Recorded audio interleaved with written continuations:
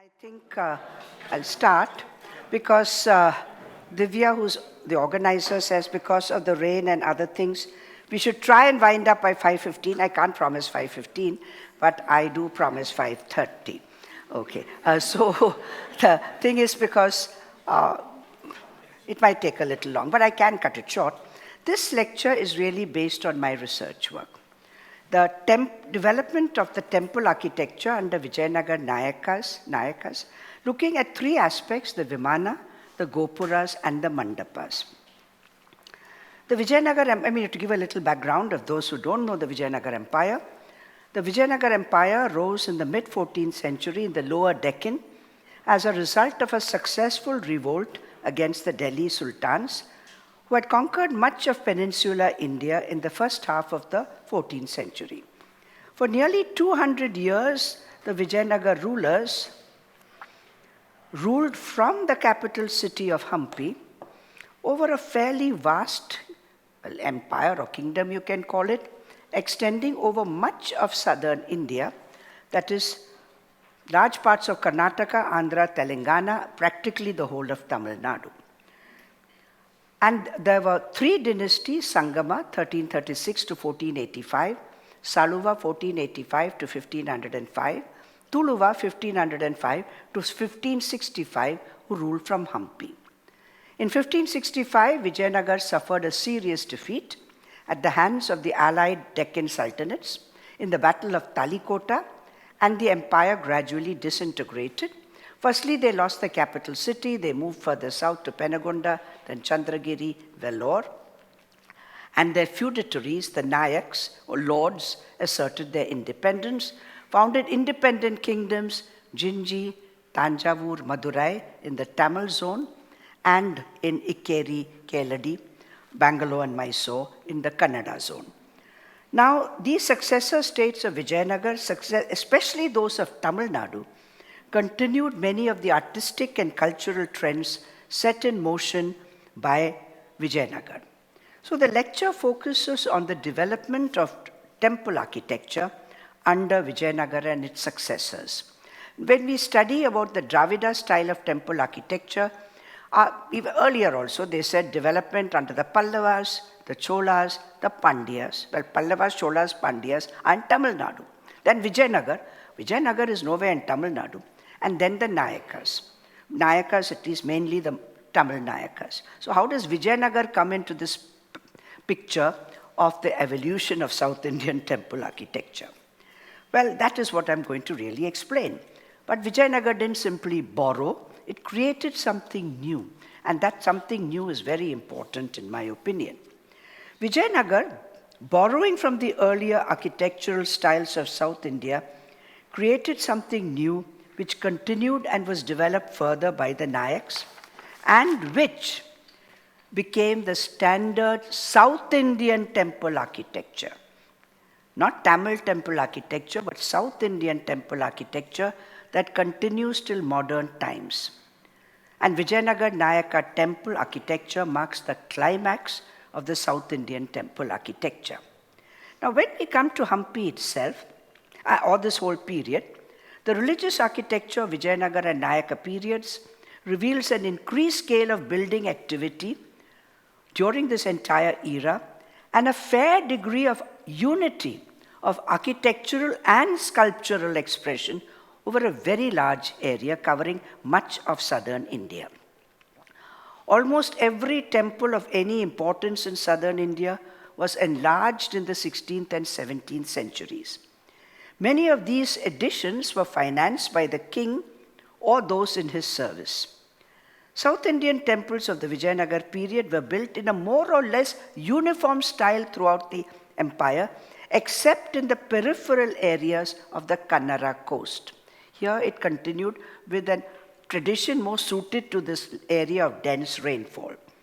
One could argue that the addition of almost identical building elements and similar sculptural patterns was one means by which the state and the ruling elite could appropriate earlier sanctuaries and their religious cults.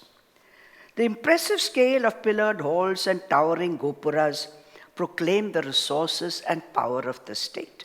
Well, those days and later days, this is one way of establishing the greatness of the ruling persons. Different stylistic processes are visible in temple architecture of southern India during these centuries. The first process looks backwards in time to past forms which were imitated and then preserved in conscious archaism. This revivalist tendency is best noted in the temple vimanas, the most orthodox part of the religious complex, both ritually and artistically. The second process looks forward into new forms and types. This innovative tendency is obvious in the temple mandapas and their pillars, and to some extent in gopuras, but particularly in the mandapa pillars. This presentation of temple architecture looks at three aspects, namely the vimanas, the gopura, and pillars of temples. First, we take up the vimana, or before that. Now, the Vijayanagar rulers fostered the development of intellectual pursuits and the arts. They were great patrons of Hindu religion, and the Vijayanagar appointed these chiefs, known as the Nayakas, to rule over different areas, and following the Battle of Talikota, gradually the Nayaks became independent, as I already said, and these were separate Nayaka kingdoms that were established. The temples in the pre-Vijayanagar times in Hampi area, whether when you look at it reveals, okay, this is already, I finished that, now we move on. The Vimana. The Vimana in South Indian temple architecture means the sanctum and its antechambers from exterior and interior, from the ground to the top. So this is a Vimana. Okay. The main focus in religious point of view is undoubtedly the Vimana. When in Hampi, there is an earlier style that had existed prior to the establishment of Vijayanagar and which continued into the Vijayanagar period. These Vimanas are small, they're built of granite from base to top, and the walls are very simple, and it has a stepped pyramidal superstructure with this dome-like structure on top. This is the very simple Deccan style Vimana, sometimes single, sometimes double, sometimes with 3 shrines. But soon this style was replaced by a style that was imported. This was imported, this is the local Deccan style that was already there in Hampi. But this style was not elaborate enough.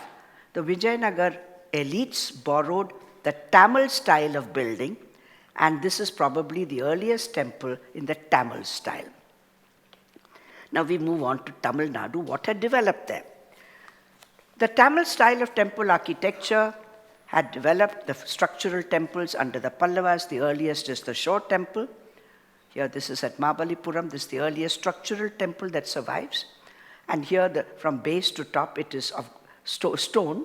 And this is the Kailashnath temple in Kanchipuram. Then we come to the Chola period.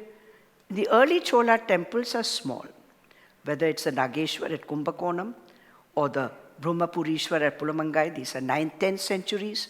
And again, from base to top, they are of stone. These are small. And you will see the wall surfaces are not plain. They are rhythmically divided into recesses and projections by these pilasters. And then there are these niches, etc., with figure sculptures. This style developed further under the imperial Cholas to these huge temples like the Brihadishwara at Tanjavur, where the Vimana height is 200 feet, all of stone from base to top. And the temples at Gangaikonda Cholapuram, the Brihadishwara is built by Rajaraja the Great around the year 1010 or 1000 AD, or completed by 1010. Gangaikonda Cholapuram temple a little later, but also middle Chola. And the later Chola temples like the Airavateshwara temple at Dharasuram. Now this is the style that Vijayanagar borrowed, but with certain differences. Now in general, though they borrowed the Vimanas, in the Tamil style, the Vimana, best sculptures are on the Vimana, in these niches. You see the wall niches are got beautiful sculptures here, it's an exquisite Lingodbhava. And so the best sculptures are on the Vimana. In general, this is the most elaborate, one of the most elaborate Vimanas, but you don't find niche sculptures. The best sculptures no longer are on the Vimana. They are now in the outlying parts of the temple, particularly on pillars of the mandapas. A second change, so the Vimana is much simpler. This is an elaborate Vimana. Others are much simpler. The superstructure is no longer of stone. They are of brick and plaster. The Chola Vimanas, the Pallava Vimanas, the entire Vimana is of stone, but no longer the case in Vijayanagar Vimanas, where the superstructure is of brick and plaster. And on the whole, the Vimanas are smaller. They're not as large as we find in the middle Chola period, later Chola period. They're much smaller. And there are only few with carvings. They're not so much in niche sculptures, but there are some carvings, but these are few, like in the Chintala Venkatramana temple at Tadapatri. But the more common ones are these very plain Vimanas that you will find all over the Vijayanagar Empire. Now, Nayaka period Vimanas are sometimes more elaborate, but they may have some sculptures, but majority don't have. But the niche sculptures are not the greatest sculptures here. It's these wall sculptures, but this is an exception. But the Vimanas are more elaborate, more well cut, but you don't find them as ornate as the Chola Vimanas. Now we move to the Gopura. Gopura is a South Indian temple gateway. The South Indian temple Gopura comprises a rectangular base, usually double-story, and a superstructure, pyramidal in shape, tapering pyramidal brick and plaster tower, capped by a barrel-vaulted roof form. Many of these basements are double-story, and you have this entrance door, and on the top stories, always they are uneven numbers. You also have such openings. These are only just for show, these openings. Now, where did the Gopura come from?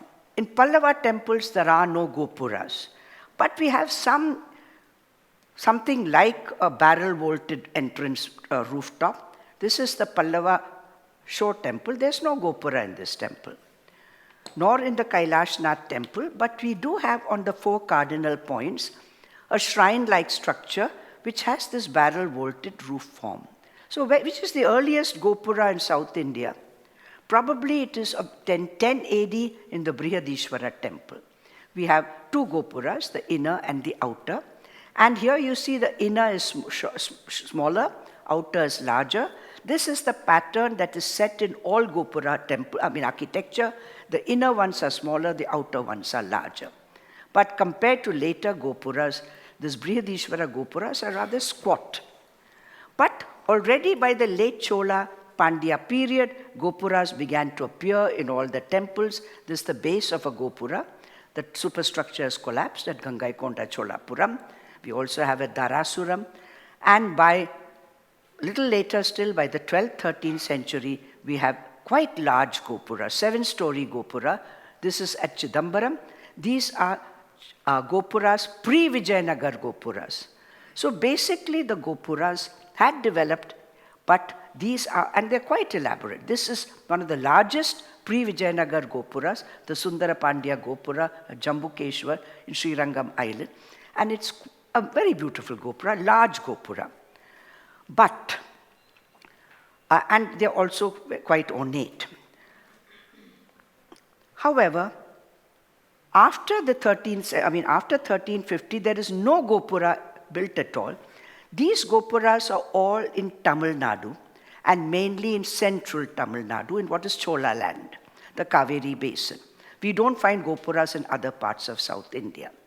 So this is the Chidambaram North Gopura, where you see inside passageway. It's already very large. So what did Vijayanagar really do? Vijayanagar took this form out of Tamil Nadu and made it a pan-Indian feature, because there were no Gopuras outside of Tamil Nadu before that, and for 100 years, no Gopuras had been built. So Vijayanagar took this. They liked it very much. It looks very impressive. When you travel in South India, particularly in Tamil Nadu, what strikes you suddenly is to see this, through the vegetation, you see this tower coming up. Like Anna was telling me, one of 1967, traveling, and she saw the Ekambaranath Gopura, and she said, oh wow, what's that? I mean, it really strikes you. So the Gopura is very impressive.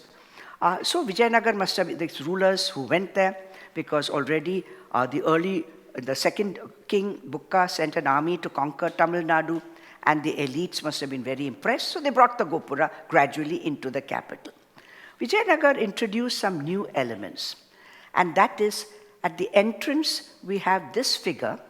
We call it the figure of the goddess Ganga, or it can be a Lata Sundari, a beautiful woman, legs one crossed over the other, and she's standing on a makkara, mythical crocodile, and from the mouth of this crocodile emerges this foliage going up in scroll work right around the jamb of the entranceway. And you have usually one here, the other side, and again inside the gateway on the other, both sides. This Ganga, if there's no makkara, she's a Lata Sundari, a beautiful woman holding onto a vine. This is introduced by Vijayanagar. They borrowed this from the Deccan style of the later Chalukyas and so on. But in the later Chalukyan temples, Ganga is very small. She's normally at the top of the door jambs, not at the bottom like this.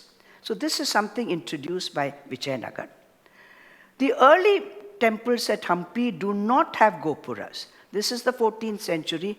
The early gateways are simple pillared entrances. Here there's one pillared entrance, simple one, and a double-story entrance gateway over there.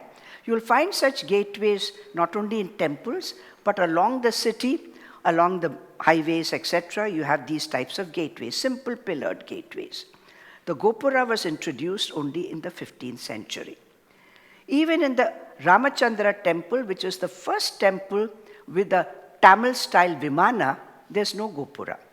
This is something important to note. This is a simple pillared entrance. There are two, like on the east side and north side. They are the older type of entrance gateways. It's not a Gopura. So when did Gopuras really appear? Probably in the early 15th century, very simple type of Gopuras, much less elaborate when you compare them with already the late Chola Pandya Gopuras. These are very simple ones. There's no superstructure. Either they didn't complete one because it was difficult to do, or these superstructures have collapsed because they were not strong enough. And there were three such attributed to the 15th century because of their absolute simplicity. One is the entrance to what is called the underground temple, which is really a Prasanna Virupaksha temple in the royal center. Then on Hemakutta hill, closer to the Virupaksha temple, just entrance to the hill, there is a Gopura, freestanding. And the third is the North Gopura of the Virupaksha temple. Probably the first complete Gopura that we have is this 15th century Gopura. It's a dated Gopura, and it's small compared to the late Chola Pandyan Gopuras, which you have seen earlier. This was built by Krishnadevaraya on the occasion of his coronation. There's inscription to date it, but it's a complete Gopura with 3-story superstructure, but no Ganga at the entrance. So it's still, that new feature has not come in. They've just copied the Tamil style.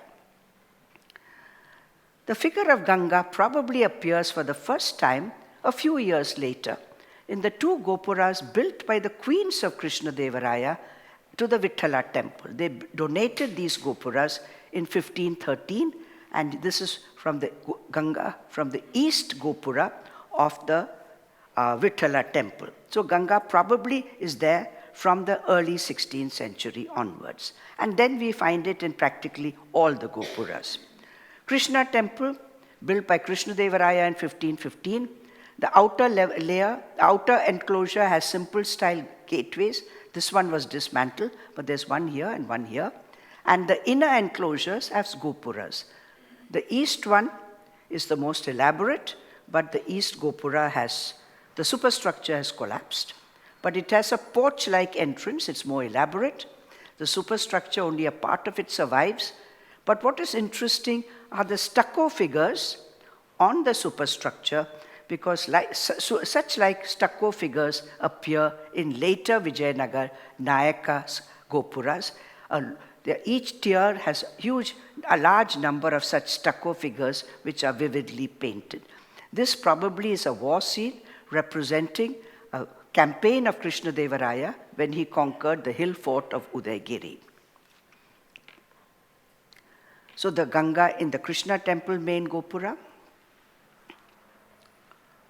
And this is the next temple built in 1534.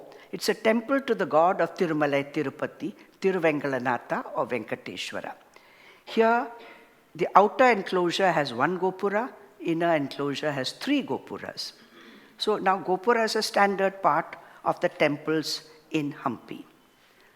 And this is the inner Gopura, north front view with the porches, the rear view without porches. And so this is, superstructure is a bit dilapidated, but it was a complete Gopura. And the largest of the Gopuras in Hampi is probably also of the period of Achyutaraya, successor of Krishnadevaraya. And here we have, this is the largest 5-story Gopura that we have in Hampi, most intact Gopura. But if you go to Hampi, you will see the large Gopura of the Virupaksha temple. And that is a 7-story Gopura. And you might say, no, 9-story Gopura. And you might say, but then they had such Gopuras. No, not really. This is probably a much later reconstruction. Because in the Gopura, passageway, we have arches. Now, such arches are not of the Vijayanagar period. They are probably of the 19th century. So what there was of the earlier period, we don't know. The superstructure and part of the base was reconstructed much later on. So which is the largest Gopura of Vijayanagar? There was one, but outside the capital city. This was at Andhra, at Sri Kalahasti, where Krishnadevaraya visited the site and donated this beautiful Gopura, which was standing till the year 2010. This is a photograph that, well, actually, I have taken when I visited it before 2010. I think it was in 2006. And it is a beautiful, intact Gopura. This is the carelessness of our temple authorities, or I don't know who, that the Gopura collapsed suddenly in May 2010. Because it stands on the banks of the Suvarnamukhi river. Obviously, the river was eating into the banks. The Gopura had not been taken care of, and the whole thing collapsed, and it has been replaced. Because that Gopura was so iconic, they replaced it with this cement concrete Gopura, and they call it Krishnadevaraya Gopura. This is nonsense, because it's not the Krishnadevaraya Gopura. It's a modern Gopura built after 2010 and fake, and just fooling the public by calling it the Krishnadevaraya Gopura. This photograph was taken when we visited Sri Kalahasti in 2023. In the same site, and they call it the Krishnadevaraya Gopura. That is the original, and it collapsed. But that was the largest Vijayanagar period Gopuras. But it is still, when you see the Sundarapandya Gopura and Jambukeshwar, it was complete. So this was something Vijayanagar took. But what did Vijayanagar do? They added not just the Ganga, they made it pan-South Indian. So even in the, what was earlier Hoysala heartland, the Chennakeshwara temple at Belur, they added a Gopura. And today, anywhere you build the South Indian temples, and even in the Kannara coast, they're adding Gopuras. So this is what has happened, is now Gopura became standard. And I'll tell more about that later. Moving on to the Nayaka period, especially the Tamil Nayakas, not the Karnataka Nayakas. They were Telugu chiefs who were sent by Krishnadevaraya and Achyutaraya to these places to rule over these places. They were, in a sense, not Tamils. So they wanted to imitate the previous great ruling families, the Cholas in the Kaveri area, the Pallavas, the Pandyas in the Madurai area, etc. They also imitated what Vijayanagar did. And so they continued the tradition of Gopura building by adding more and more enclosures and larger Gopuras. And so under the Nayaks of Tamil Nadu, the Gopura became real skyscrapers, literally skyscrapers. There are the 11-story Gopuras. For example, the Rajagopura, East Gopura at Rajagopala Swami temple at Mannargudi, or the Gopura of the Vatapatra Shahi temple at Srivilli Puttur, which is the logo of the Tamil Nadu state. I mean, these are most impressive gopuras, 11-story gopuras. They are really massive, and they are Nayaka period gopuras. And we have the great gopur, beautiful gopuras, Nayaka period, Sarangapani temple at Kumbakonam. And you find each level of the superstructure is filled with stucco figures, brightly painted of gods and demons and mythological scenes, etc. And the gopuras at Madurai, which is it's almost like curved profile. They are the most beautiful gopuras that we have of the Nayaka period. But now you go anywhere in South India, you will find gopuras. They are not building them of stone base and superstructures of brick and plaster. They are building them of cement concrete. Obviously, that's the modern building material. But identical in other ways. They look the same because they are painted. You can't make out this is cement concrete. This is in Andhra. And we also found a gopura under construction in Udupi. Udupi was an area, and coastal Karnataka never had gopuras. When we visited Udupi in the around the year 2005, I think, we saw this gopura under construction. When we visited a few years later, gopura is complete. So in coastal Karnataka, you have this gopura. And another area in coastal Karnataka, Murdeshwar, the Shiva temple has this huge gopura, which we actually saw under construction. You can see it from miles around. This is cement concrete gopura. Today, if you build a South Indian temple, you can build it in Mumbai, you can build it in Houston, you can build it in Hawaii. You will build a South Indian temple, has to have a gopura. So what is the contribution of Vijayanagar? They took the gopura, which was a Chola Pandya means of that particular area, not really of southern Tamil Nadu, the Kaveri area. And it might have died out after the Cholas, just like Hoysala, later Chalukyan styles of architecture never survived after them. If Vijayanagar hadn't been so impressed by this gopura that they imported it to Hampi and then put it in other parts of their empire, especially in Andhra, and their successors continued it, so now it became something essential for a South Indian temple. So this is a temple that we actually visited in 2006 in Houston, and you have a gopura. And so anywhere in the world you go, so we can't think of a South Indian temple without a gopura. This is obviously a cement concrete structure. So that became an essential feature, and Vijayanagar made it an essential feature, and the Nayaks made it an essential feature of South Indian temple architecture. Now I move from there to the evolution of temple pillars. Already long before Vijayanagar, there were pillared halls. In the early Chola period, no, it's small. The Vimana is very important. You might have a tiny hall in front. Later Chola period, Pandya period, there are some halls. Already in Srirangam, there is a 1,000-pillared hall of the later Chola Pandya period. In Srirangam, there are pillars. In Dharasuram, there are halls. But what did Vijayanagar do? They standardized the type of pillars and then made it again a pan-South Indian feature. Not just Vijayanagar, but it continued, the evolution continued under the Nayakas. Now again they borrowed. Some things they borrowed, some things they created. The typical pillar in Hampi was this type. Very simple. Pre-Vijayanagar, you have basement. Base is a separate block. Then one monolith from here till here is one. And this monolithic block is cut into two square blocks, one little longer than the other, square in section, and then this polygonal block, and a superstructure, rather the pot, a disc, and a plank, and the corbel is simple, either angled or beveled. This is the pre-Vijayanagar form of temple pillar. In early Vijayanagar temples, the same style continued. But soon it was replaced by another pillar type, which once it replaced the earlier type, became the standard type of pillar you find in temples, not only in Hampi, throughout the empire, with similar iconographic themes, and you find it down till modern times. Iconographic themes are different, but the same type of pillar. This we call the three-block type, or here from base to this area. It's one block of stone, one monolith. It's cut. There's a basement. It's just an artificial basement. Then 3 square sections, 1, 2, 3. 2 polygonal sections. The bracket on top is a separate piece of stone.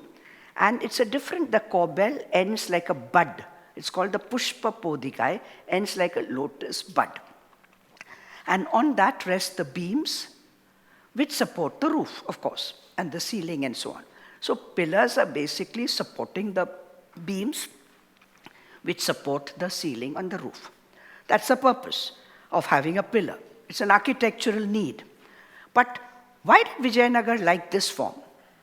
Where did it come from? Nobody had done any study. You find these pillars all over Hampi, you find it all over South India. But nobody had said, where did it come from? Why did they use it? I asked George, I don't know, where it came from and why they used it. Well, I researched around and I found it did come from the Cholas, but it was adapted. It was in late Chola temples. Well, we traveled extensively and every time you go, you look for something. I found in Dharasuram, there's no basement, but you have 3 square blocks, polygonal blocks, and these brackets are something like a bud, not quite. But the way the carving side is different, these are more mythological scenes. In Vijayanagar, they are simple reliefs carved on all 4 sides. We also find it in other Chola sites like Tribhuvanam, similar type of pillar. But this is in Tribhuvanam. But this is late Chola. But in late Chola, this is only one pillar type. Out of the multitude of pillar types in Chola temples, Vijayanagar chose this particular type, brought it to their capital and made it standardized. These 4 square blocks, you can carve on all 4 sides so that you can have 12 carvings. Why did they choose it? Probably they chose it because it was very similar to the earlier style, which had 2 blocks. Now we have 3 blocks. And it gave them plenty of scope to their sculptors to carve, because you can carve, 12 carvings, and so you can, but there's standard motifs that you find. When did it first come into Hampi? It's my conjecture that it first appeared in the Ramachandra temple, in its inner mandapa of the Ramachandra temple, but these are much more elaborate. We never find them again so elaborate and with such delicate carvings. They became much more standardized. But even in the Ramachandra temple, we have both the earlier type, only that they have more carvings on it than in the early temples, which did not have carvings. This is the earlier type of pillar. On the porches and in the gateways, they have the earlier type, while the mandapas of the temple itself, it has the 3 square block. So Vijayanagar borrowed this and made it a standard type of simple pillars, which continues till today. This is a late 20th century temple at Sringeri in Karnataka. It's a modern temple, but you find the same type of pillars. So today when you build a temple in South Indian style, if you want simple pillars, this is the type you build. Well, not only in India, we found this in Houston. Why? I don't know. Because that is how it is a South Indian temple simple pillar has to look. Because that was what Vijayanagar standardized. This is the simple type of South Indian pillar, and you must have some carvings.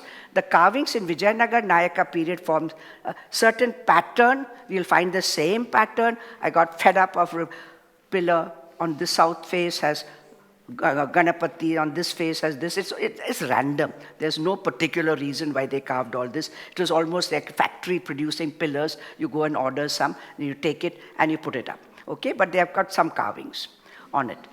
So later they changed in style. But the pillar form remains the same. Pushpa Podikai Corbel. You don't need a Pushpa Podikai Corbel. This is not forming any basic. For a cement concrete structure, you don't need a corbel or anything because you have the slab. So this is only decoration. In Vijayanagar, the pillar and its corbel served an architectural purpose of holding the beam and then supporting the roof. Here, there is a slab because it's cement concrete, this whole thing.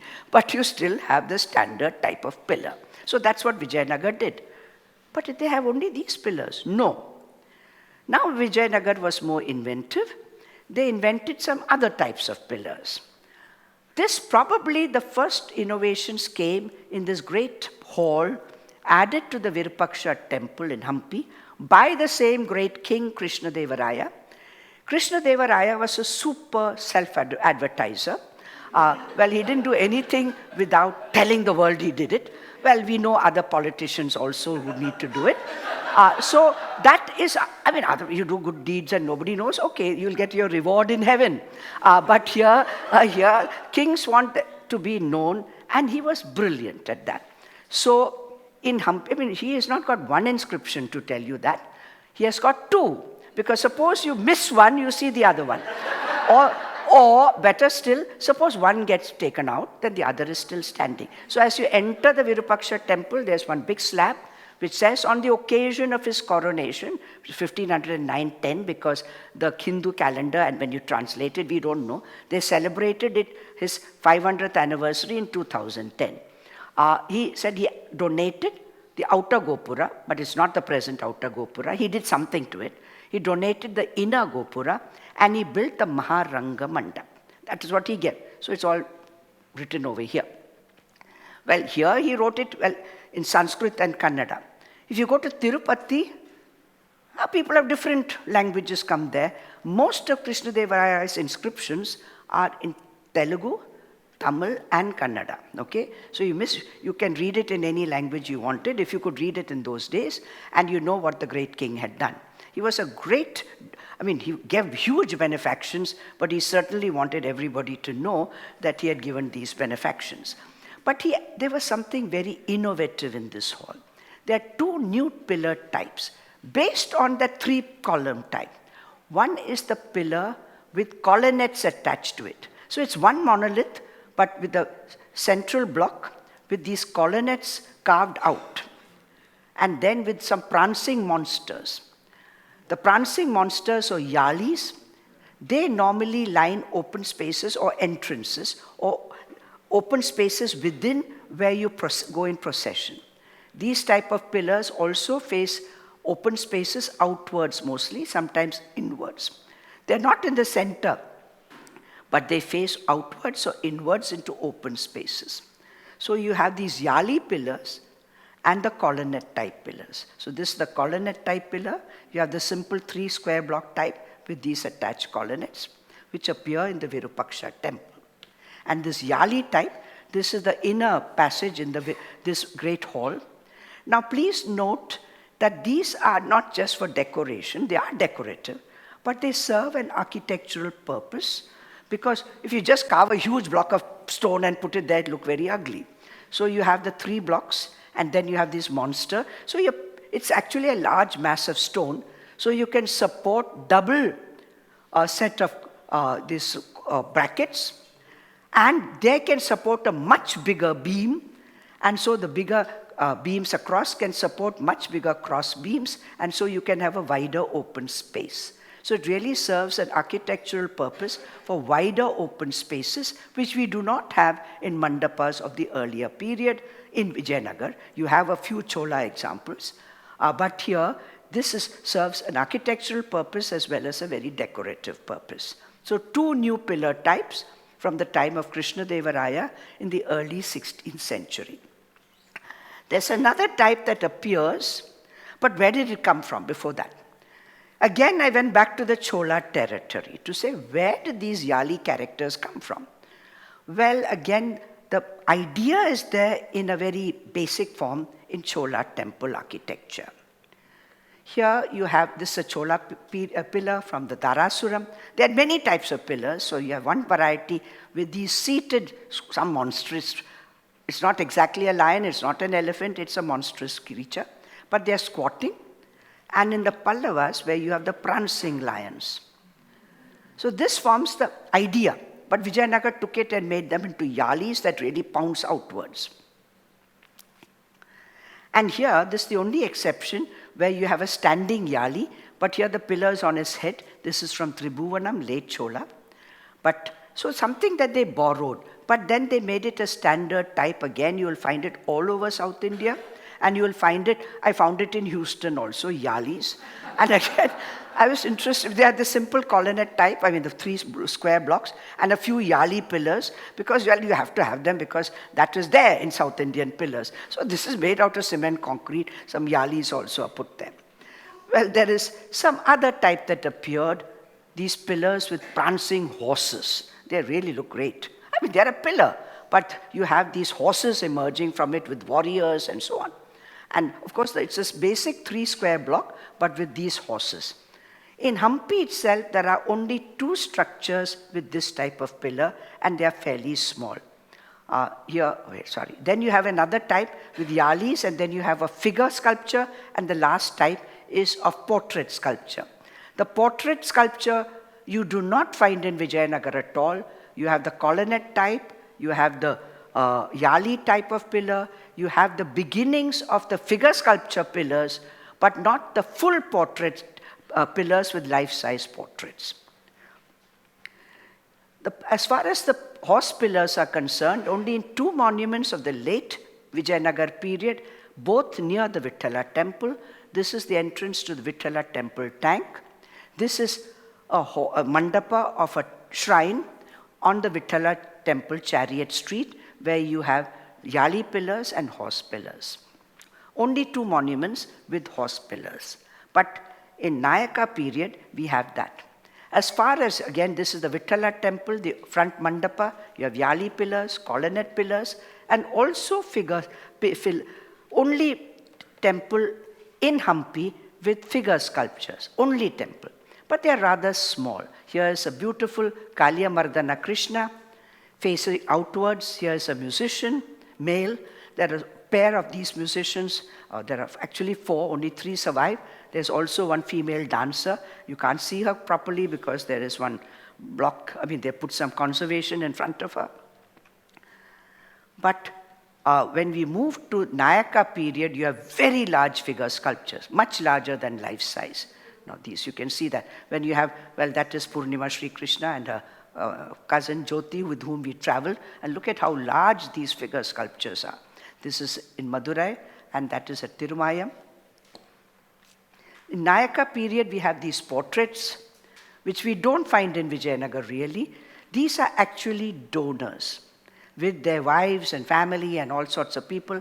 These are of the 4 Jinji Nayakas. Again, they face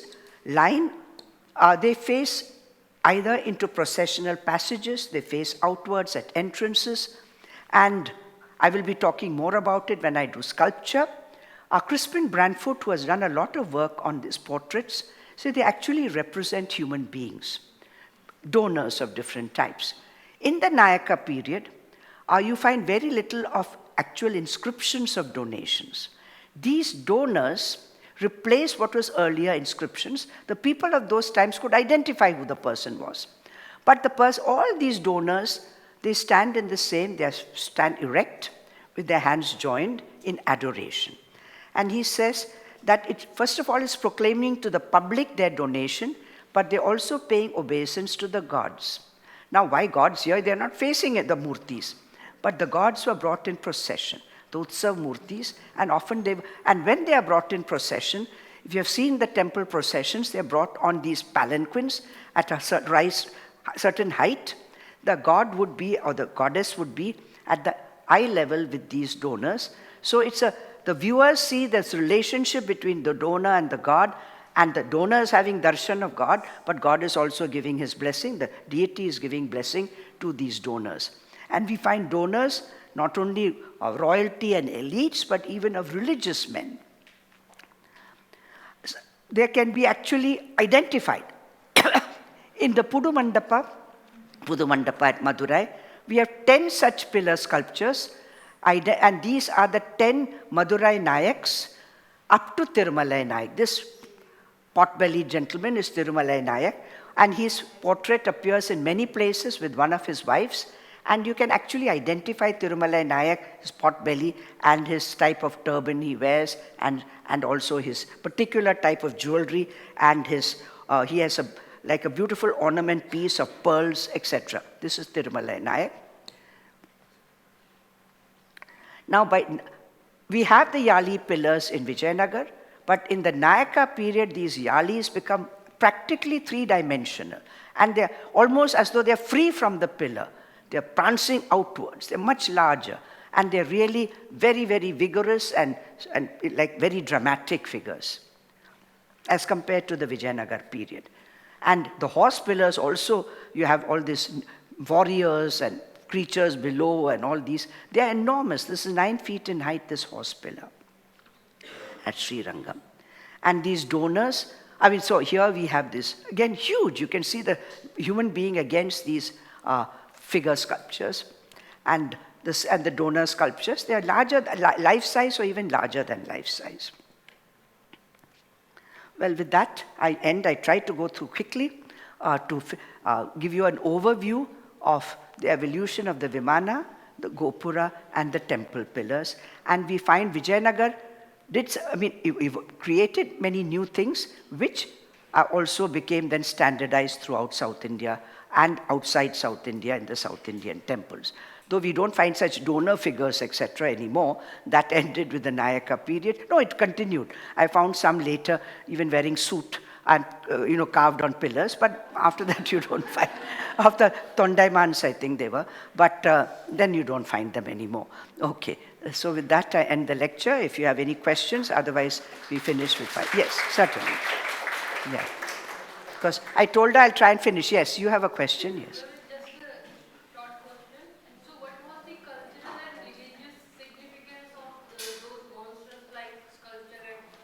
Pardon? Oh, Yali pillars and horse pillars, no religious significance.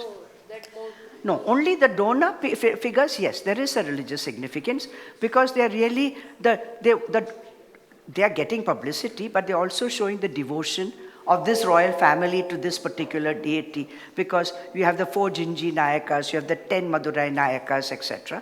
So it is, it's not that they're not gods, but they're showing the devotion to the gods. Okay? But they're not religious sculptures. And even Aghora Veerabhadra, Agni Veerabhadra, they're not worshipped. No. They're more decorative. I'll talk more about it in the next lecture on sculpture. Yes. Somebody else said that. Yes? Are there musical pillars? The famous musical pillars of Hampi. I'll tell you, they are really colonnade type pillars where there are many, many colonnades. And I think it is really the nature of the stone. So because of the nature of the stone, and there are so many little cuts on the stone, when you strike them, they create some musical sounds, but I don't think that was the purpose. But that has become the main thing, the musical pillars of Hampi. I'm sorry to say, that really doesn't interest me at all, because I said it's the beauty of those pillars. And people go banging on it to get some musical sound. Say this is the veena and this is the talam and this is the drums. But I don't think that they were dancing, playing on those pillars or anything like that as accompaniment to music. I don't think that was the main purpose.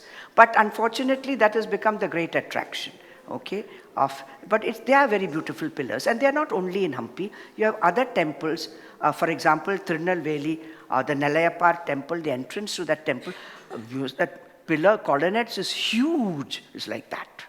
But they're supporting basically, it's supporting a much larger beam. It's an architectural element that is basically there. So the Vittala temple is that one temple in Hampi, that front mandapa has a large open space. Unfortunately, it was blown up. It had the maximum damage in Hampi. Much of it probably 1565, only 2 major temples. One is the Vittala and the other was the Achyutaraya temple, where the front entrance mandapa, the actual roof has been blown off. So that was a major. And Vittala, the damage is inner mandapa also.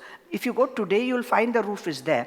But that is a modern conservation. Now they have pulled down this outer mandapa. You can't enter it with all those musical pillars because they're going to put a roof and they're going to put everything back, which I personally don't like, because you are tampering with the historical record, what it really looked like. So that is, yes. So that just to answer your question. Yeah. Please use the mic. The Ganga that you are talking of, it's very similar to Gupta period also. So is there any connection? No, I think they took it from the Chalukyas. Because in the Chalukyan temples also you have. I don't think they really had any connection with the Guptas and so on. Their intention was South India. And they also the Bahmanis and so on. Not beyond that into North India. I mean, North India was just too far for them. But many ideas Chalukyas had certain ideas. They did borrow a few ideas from them. Much more Vijayanagar borrowed from the Tamils. And whether in religious traditions, in culture, Vijayanagar conquered Tamil Nadu, but Tamil culture really became very dominant in Vijayanagar. And so the great, gods of that area were brought in, this temple architecture was brought in, and I think in many other ways also. Because Tamil Nadu had such an old culture and very well developed. So the kings adopted Sri Vaishnavism, which was not there in that part of Vijayanagar. The earlier rulers were followers of the Kalamukha gurus, maximum the Advaita gurus. But then Sri Vaishnavism came in, and also the influence of the Madhvas came in, etc. That is from coastal Karnataka, but Sri Vaishnavism in a big way. And then the promotion of the Tirupati temple, etc. So the Vijayanagar promoted these temples because they were very big temples.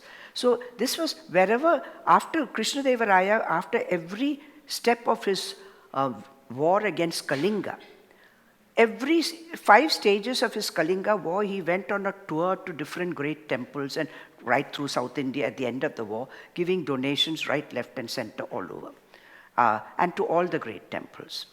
So this was because they had existed for so long. In their empire, they didn't have such old temples with such sanctity. So they visited all these and were very impressed.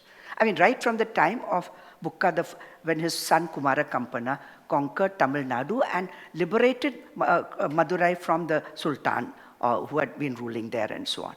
But they were very impressed, yes. Maybe you will talk about it tomorrow, but they were donor or portrait yes. pillars. But why is there a lack of king and queen? No, you have king and queen. The thing is, the Madurai Nayaks are there, the Jinji Nayaks are there.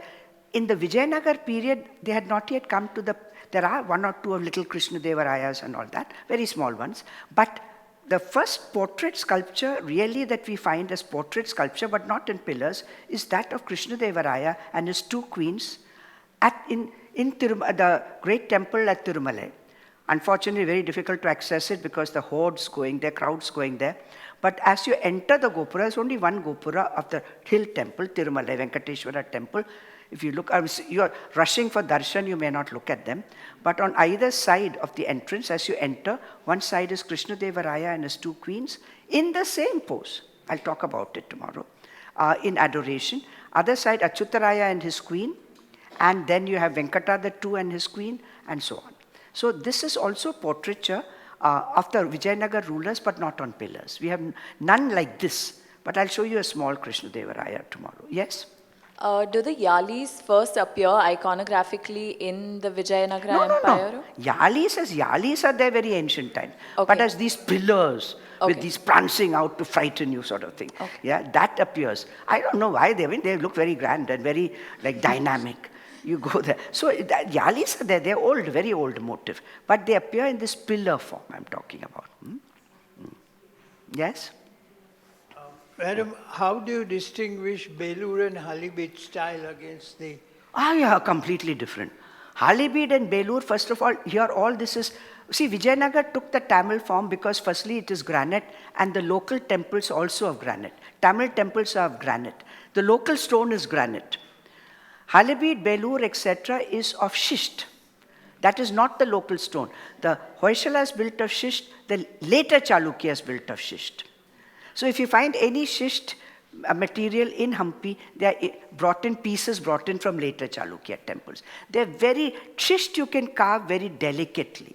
I'll talk tomorrow about Vijayanagar. They don't have the delicacy of the Hoysala and Chalukya and all, delicate carving, which is possible. Completely different. They never borrowed from the Karnataka style.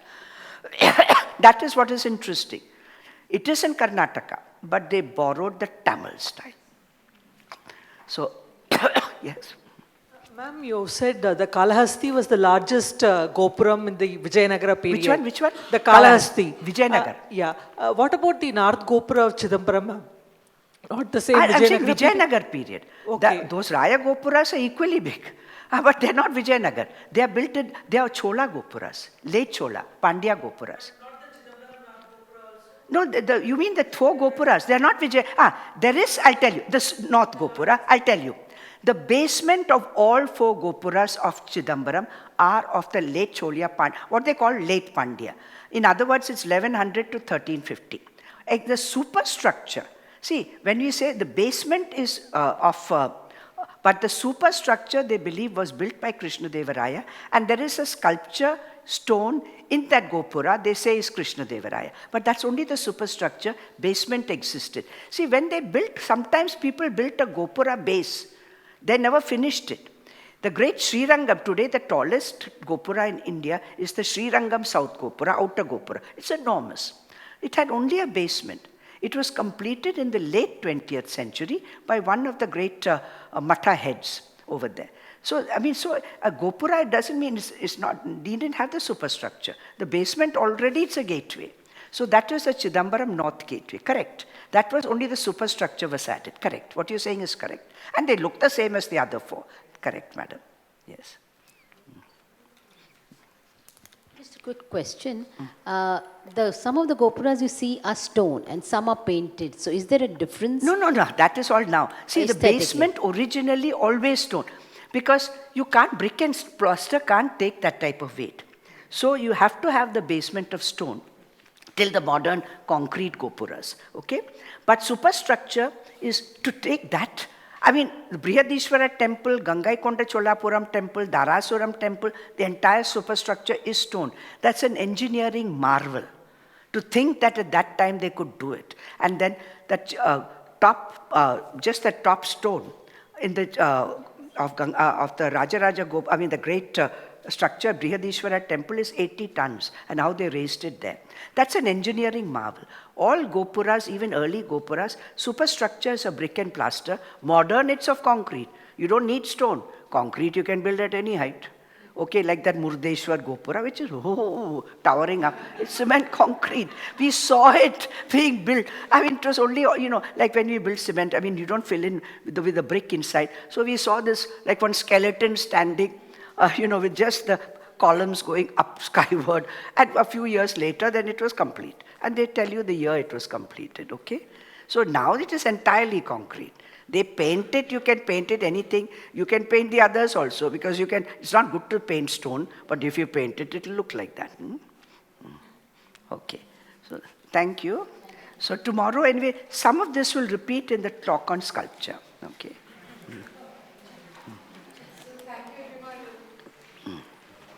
Thank you everyone for joining us today, and we'll see you tomorrow again at 3 o'clock.